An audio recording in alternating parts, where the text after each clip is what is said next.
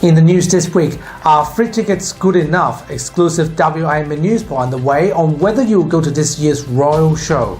Also tonight, over 20% increase in service fees. An elderly woman's battle against retirement village cost rises continues. Civil servants to walk off the job this month to escalate demands for better pay. And later, Dr. Andrew Miller's comment. This is The Evening News with Ivan Loon and Maliva Thorne. Good evening. An exclusive WA news poll is underway asking for your thoughts on whether free tickets will attract you to the Royal Show. The question asks, with the Cook government announcing free tickets for children and half-price tickets for adults, will you go to this year's Royal Show? Initial results show around 80% of participating viewers say they won't go, with only a small number saying they will. The final results of this opinion poll will be released next weekend. So is the cost of living crisis driving the decision behind the free tickets policy? Here's Peter Kennedy's exclusive take. The early reaction to the opinion poll on the Royal Show indicates that most West Australians will not be going. But the show's still weeks away, and that's likely to change very significantly. And that's what the government will be banking on with its significant concessions to families, and particularly children, going to the Royal Show. Because with an election just months away, the government is using everything in its power to build up popularity in the electorate and build up support. But it's got to remember that West Australians want lasting benefits. They want lasting benefits from the billions of dollars that mining royalties provide, not just a sugar hit in popularity as the election gets closer. But watch out for the poll results. Expect more people to come in and support the idea of the concessions to the Royal Show, because entry concessions do hit people in the pocket, do hit families in the pocket. And they'll be popular in the short term. But in the long term, West Australians want, as I say, lasting benefits from the billions of dollars in mining royalties, and that's what Roger Cook and Rita Saffioti are expected to provide. Before we finish, reports that public sector workers are planning a strike later in August on pay would be concerning to the state government. Obviously, the government's vulnerable as it gets into the election countdown, and that's what public sector workers know. This is their best opportunity to wring out concessions from the state government and the billions of dollars in surpluses that the government has. On the other hand, the government knows the surpluses won't last forever, and that's why it needs to be prudent in the sort of concessions that it does provide public sector workers. It's a battle of wits between the public sector unions and the state government, and that'll continue for the next few months between now and the state election due in March. But it's the best opportunity for the public sector to wring out concessions from a Labor government, and they know it. Peter Kennedy, WAMN News. WA Premier Roger Cook has commented on the shocking 23.6% increase in an 83-year-old woman's service fees at her retirement home in Willagee. The Premier says the aged care industry is struggling and desperately needs support, following our exclusive report on the matter 2 weeks ago. Paige Reid reports. WA Premier Roger Cook has made comment in relation to an over 20% increase to an 83-year-old woman's retirement village fees. Roger Cook says there are reforms currently in relation to retirement homes and says it's important to see support in an area that is struggling. Retirees in retirement villages are in vulnerable positions because obviously they're in a situation where it's their home that they're considering, and it can be very stressful in relation to the way that retirement village operates. That's why we are in discussions with industry around reforms to retirement villages and the way they conduct themselves. Those discussions are in the advanced stage. Erin has lived at the Wieronga Retirement Village in Willagee for over 3 decades, and her fees have always been consistent. This year, Carla and her sister saw a 23.6% increase in their mother's fees. Carla says her mother is under major stress and these new fees aren't something she can afford. We're trying to support Mum in every way through this, but just the fact that a huge increase that's been imposed on Mum like this, if you can't see an increase of that magnitude, would be deeply upsetting and highly stressful for elderly people. You've got no business in the retirement industry, period. Carla says these price rises are not allowed under the current legislation, and her sister and her are going to continue to fight for their mother. Paige Reid, WAMN News. Hi there. Are you looking for a new home or want to refinance your car mortgage to get a better rate? At AA Finance Solutions, we have the expertise and knowledge to help you to find the right loan for your needs and budgets. Contact us today. Let us help you to make your home ownership dream a reality. AA Finance Solutions, your local mortgage broker. An article from Unions WA has announced that the Public Sector Alliance will carry out a mass walkout to fight for better pay and other issues. This week, Unions WA wrote that the Alliance, whose leader is Unions WA and which is made up of 8 state public sector unions, is going to walk out in a few weeks' time. The article, which is called The Step, a Major Escalation, also states that the walkout is an attempt to get fair pay, greater workforce capacity and workforce safety for public sector, in addition to better attract and retention outcomes in the public sector in regional WA and across the state. The State Secretary of Unions WA, Owen Whittle, said the walkout will take place on Wednesday the 21st of August and will finish with a rally taking place at the Northbridge Cultural Precinct at 12:30 in the afternoon. One of the public sector groups on strike, which include the United Firefighters Union, Professional Australia, WA Police Union, HSU and the Rail, Tram and Bus Union, stated that the government need to improve how they market themselves as a boss. The deregistration of niche living by the Building Services Board marks a bittersweet resolution for over 200 WA families trapped in a prolonged ordeal. Opposition leader Shane Love highlighted the emotional and financial toll on these families, who can now access up to $200,000 in home indemnity insurance to complete their homes.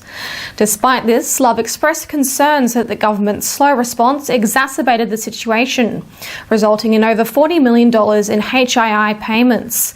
WA Premier Roger Cook acknowledged the expected outcome due to the company's legal fragility and emphasised the urgency of getting affected families' homes completed. Cook urged those impacted to contact QBE for assistance in finding alternative builders. Both leaders agree that the government must expedite the process to ensure families move into their homes as quickly as possible. But obviously it's unacceptable. It's unacceptable that people who enter into a contract with this company under the expectation that they'll have a homes built have been waiting so long. And I'm at least now pleased we're past that stage and we can get on with it. 2 young adults have been charged over the alleged assault of an elderly man in Jindalee this week. At around 3:15 p.m. on Friday, a man in his 70s was walking in the restaurant car park at Crockleshell Race when he was approached by 2 men he didn't know. Both men allegedly pushed the victim to the ground and kicked him several times before fleeing the scene in a silver sedan. Police say the victim sustained serious injuries and was taken to Royal Perth Hospital.